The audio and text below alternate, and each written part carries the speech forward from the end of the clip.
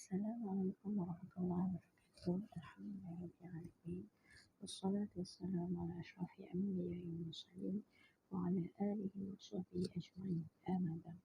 Saya Nur-Fatihah binti Syuhaib dari kelas radiologi 3E ingin menterjemahkan ayat dan asbabun nuzul. Surah yang pertama adalah surah Al-Baqarah ayat yang ke-43. A'udzubillahi minasyaitonirrajim. Bismillahirrahmanirrahim. Wa aqimus salata wa atuz zakah warka'u ma'ar raki'in. Artinya, dan dirikanlah solat, tunaikanlah zakat dan rukuklah beserta orang-orang yang rukuk.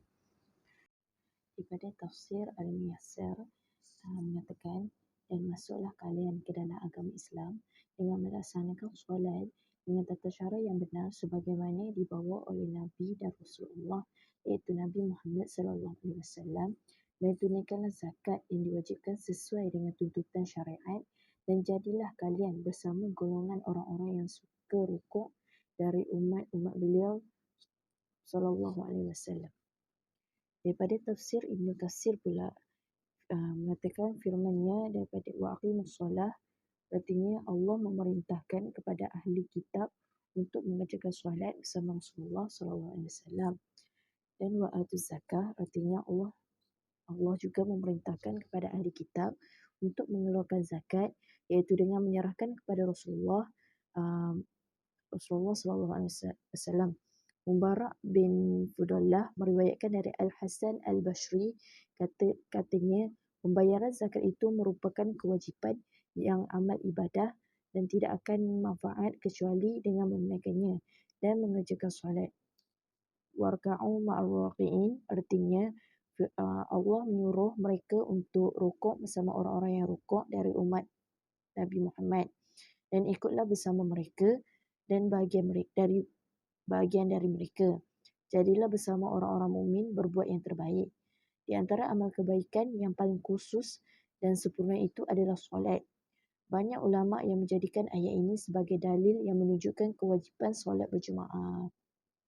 Daripada pengajaran ayat ini adalah sebagai rawatan ataupun penawar kepada kesalahan-kesalahan yang telah dilakukan seperti yang disebut dalam ayat-ayat sebelum ini.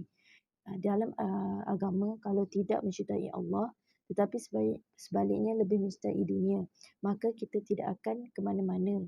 Agama memerlukan hubungan yang rapat dengan Tuhan. Bila sudah ada hubungan rapat, barulah senang untuk menerima segala arahan daripada Allah. Kalau jauh dengan Allah, maka akan ada yang sanggup untuk meninggalkan arahan. Kalau rapat dengan Allah, tentu tidak berani untuk meninggalkan arahannya. Oleh kerana itu, Allah ingin merawati ahli kitab untuk kembali kepada ajaran Taurat yang sebenar dengan mengadakan hubungan rapat dengan Allah. Barulah hukum yang payah pun mereka akan sanggup buat kerana ia adalah arahan daripada kekasih, iaitu Allah. Surah yang kedua adalah surah An-Nisa ayat yang keempat. A'udzu billahi minasyaitonir rajim. Bismillahirrahmanirrahim. Wa in khiftum alla tuqsitu fil yatama fankihu ma taba lakum minan nisa'i mathna wa thulatha wa ruba'. Fa in khiftum alla ta'dilu fawahidatan aw ma malakat aymanukum dzalika adna alla ta'ulu.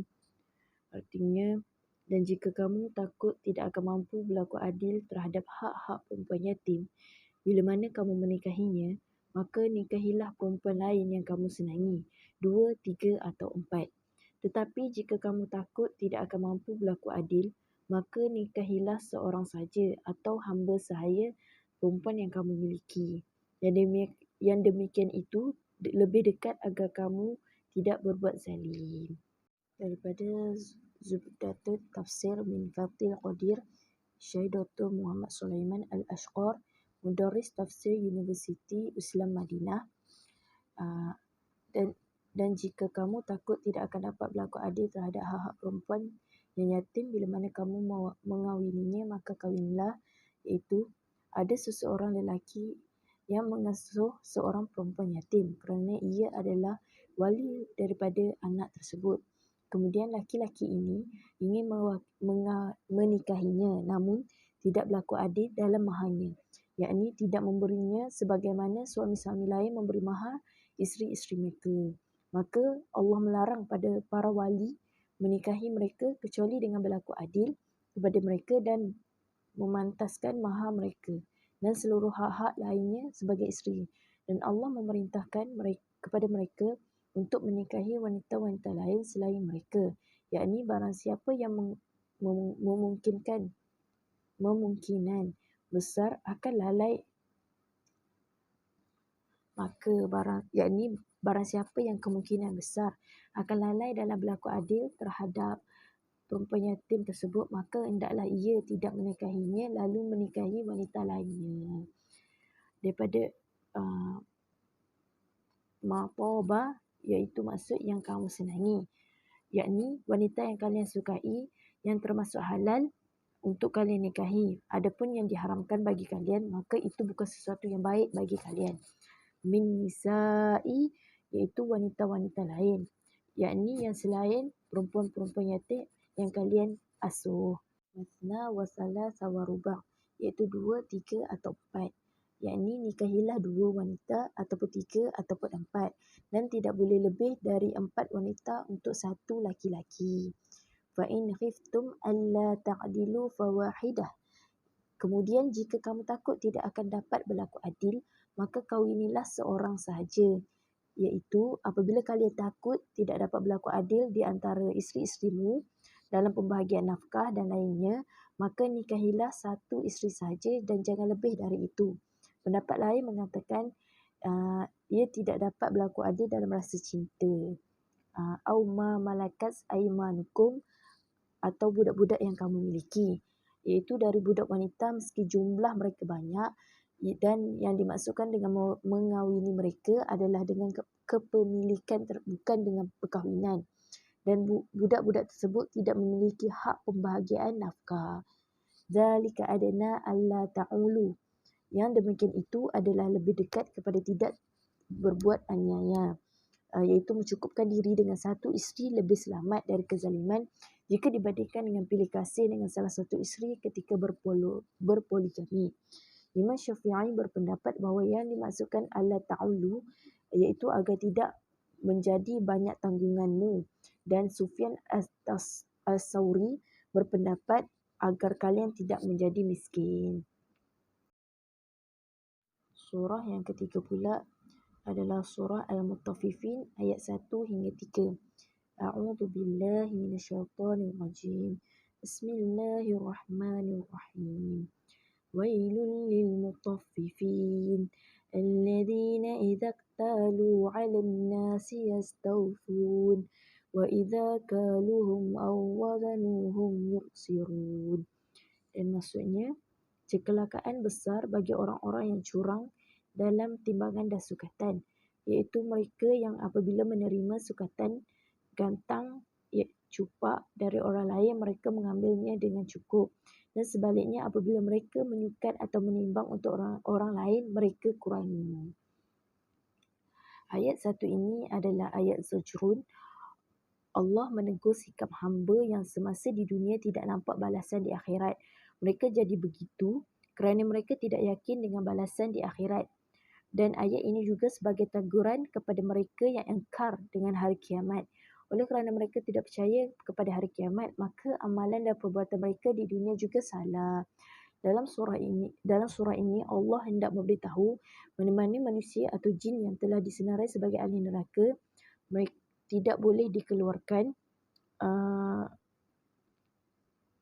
Ahli neraka tidak boleh dikeluarkan lagi dari senarai itu. Begitu juga yang mana Allah telah senaraikan sebagai ahli syurga juga tidak boleh dibuang dari senarai itu. Surah ini diturunkan di Mekah pada tahun 4 hingga 5 kenabian. Maknanya ini setelah Nabi diarahkan untuk berdakwah secara terbuka. Surah ini berkemungkinan besar adalah ayat Makkiyah sebab perniagaan adalah kehidupan orang Mekah padahal Madinah adalah kawasan pertanian. Surah yang ke-14 adalah surah Al-Isra ayat yang ke-32. A'udzu billahi minasyaitonir rajim. Bismillahirrahmanirrahim.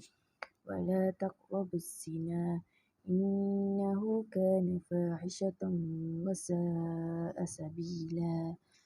Yang bermaksud, dan janganlah kamu menghampiri zina, sesungguhnya zina itu adalah satu perbuatan keji dan satu jalan yang jahat yang membawa kepada kerosakan.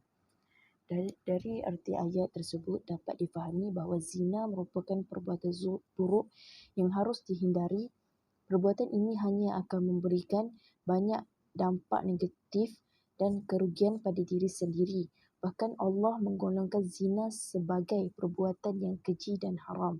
Meskipun hanya berupa larangan, namun sebenarnya ayat ini merupakan peringatan dari Allah bahawa Allah ingin melindungi semua umatnya dari perbuatan buruk dan merugikan dengan memberikan peringatan. Walau pada akhirnya ini kembali pada setiap individu, apakah anda akan mengindahkan peringatan dari Allah atau mengabaikan?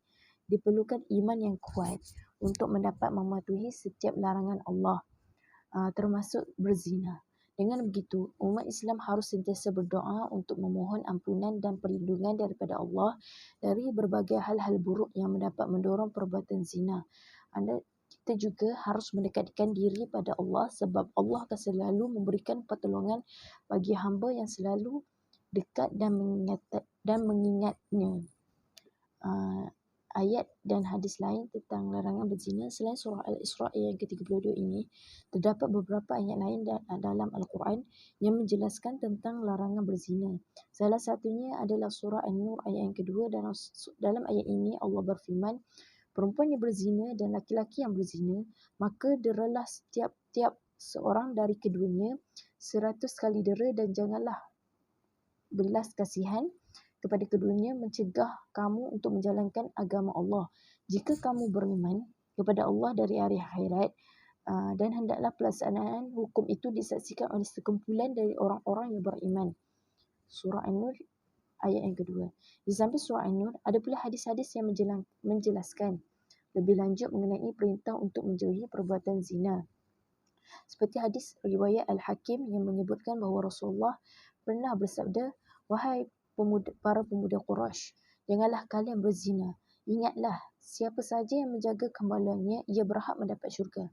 Selain itu, Rasulullah juga menjelaskan dalam hadis riwayat Ibnu Abi Al-Dunya, tidak ada dosa yang lebih besar di sisi Allah setelah syirik kecuali dosa seorang lelaki yang menumpahkan spermanya pada rahim wanita yang tidak halal baginya. Dari hadis tersebut dapat difahami bahawa zina merupakan perbuatan haram yang perlu dihindari oleh setiap umat Muslim. Bukan hanya mendatangkan kerugian di dunia, namun Allah juga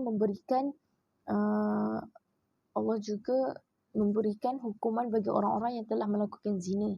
Hal ini dijelaskan dalam hadis riwayat Al-Bukhari, di mana Rasulullah pernah menceritakan mimpinya sampai di suatu tempat seperti tungku pembakaran, tiba-tiba terdengar suara gemuruh dan riuh. Ternyata di sana ada laki-laki dan perempuan telanjang. Tak berselang lama, datanglah lidah api dari bawah menuju neraka. Setelah lidah api itu mengenai mereka menjerit keras. Ketika pemandangan itu dijelaskan bahawa sejumlah laki-laki dan perempuan telanjang itu adalah para penzina. Setelah mengetahui tafsir surah Al-Isra ayat ke-32 ini, ayat lain dalam Al-Quran serta hadis Nabi terakhir kita perlu memahami dampak apa saja yang ditimbulkan jika mengabaikan larangan berzina. Dalam hadis riwayat Al-Bukhari, orang yang melakukan perbuatan zina, maka keimanan dalam dirinya dipertaruhkan, di mana orang tersebut telah melanggar perintah Allah. Terlebih jika dilakukan secara terus-menerus, maka perbuatan ini akan semakin menjauhkan diri dari perlindungan dan pertolongan Allah. Selain itu, dari kesihatan, orang-orang yang sering berzina seperti melakukan seks bebas serta homoseksual lebih rentan rentan terhadap pelbagai penyakit kelamin yang sulit dinubati. Ini termasuk seperti HIV ataupun AIDS, sipilis dan gonoria. Bukan hanya merugikan diri sendiri, namun kita juga bisa menularkan penyakit ini pada orang lain. Berikutnya, penzinaan akan merosakkan garis keturunan. Orang yang berzina akan merumitkan garis keturunan, terutama ketika penzinaan dilakukan setelah memiliki keluarga. Lebih lanjut, ini akan menghancurkan eksistensi atau keberadaan keluarga yang selama ini menjadi dasar untuk membangunkan masyarakat bersih dan sejahtera.